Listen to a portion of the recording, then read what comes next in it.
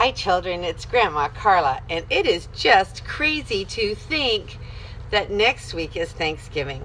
So I've kind of fallen down on our stories of the pilgrims, and so we're going to do a lot this week in preparation for next week's Thanksgiving.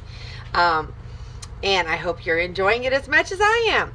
Today we're going to read about in home in Amsterdam. And remember, last time we read about in Holland. They had finally reached Holland. Their friends and their family were already there, and they were getting ready to start living in Holland. So this is Amsterdam, which is in Holland. The pilgrims soon found the street where their new homes were. But how different it was from the streets of Scrooby. Down the middle of it was a broad stream of water called a canal. On each side of the canal was a narrow road paved with stones. The roads were not wide enough for a horse and a wagon. When the people wished to ride or had heavy loads to carry, they used a boat on the canal. The houses looked more odd than the streets. They were made of brick of every shade of red and pink and yellow. They stood close to the street and quite near together, but strangest of all, many of them did not stand straight. This was because they were not built upon walls of stone as ours are. These houses were built upon long posts driven deep into the earth. In Holland, the ground is often soft and wet. The weight of the house often makes the posts sink in deeper on one side than the other, and then the house leans to one side. When William Bradford reached the house he had taken for his friends, he unlocked the front door with a huge brass key. Then the Brewsters stepped into the hall or the parlor, do you suppose? No, they were in the kitchen, for that was the front room in a Dutch house. The sitting room looked out on the pretty garden behind the house. But the kitchen was often the dining room and the sitting room too. At night it was very likely to be a bedroom as well, though you would never think it when you saw it until you saw the strange box-like bed drawn from its hiding place in the wall. In this kitchen the floor was made of tiles. There were fresh white curtains in the little windows and a row of blossoming plants on one of the windowsills.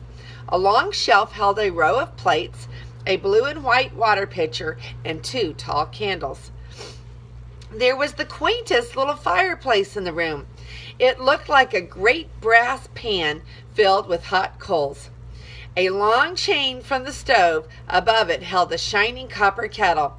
How it boiled and bubbled merrily, its bright little lid danced merrily, and making its bright little lid dance merrily. That is hodgepodge for our supper, said Bradford, peeping into the kettle. What is hodgepodge? I hope it tastes as good as it smells. Indeed it does, Jonathan. It is the best stew of meat and vegetables you have ever tasted.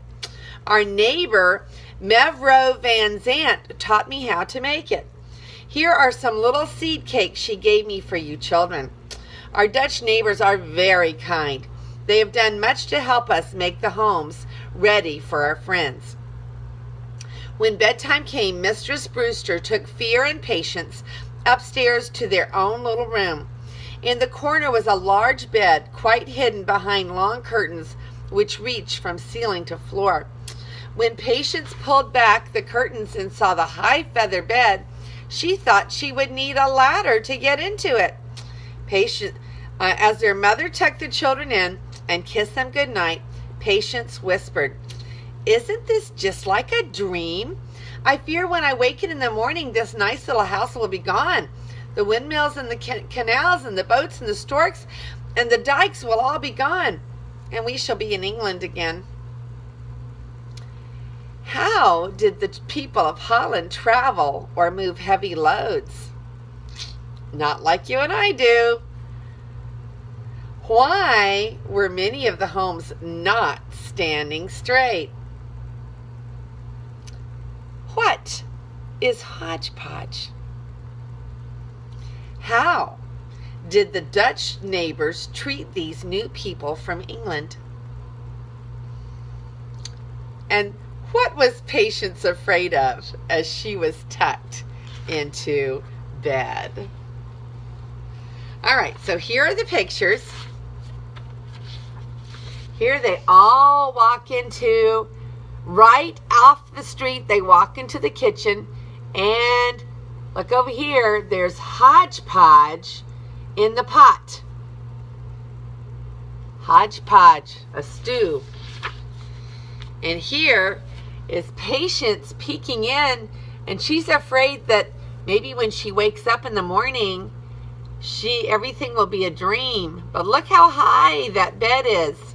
She thinks she's going to need to get a step ladder to get on it. All right, this is Grandma Carla, and I hope you're enjoying our stories of the Pilgrims. I love you.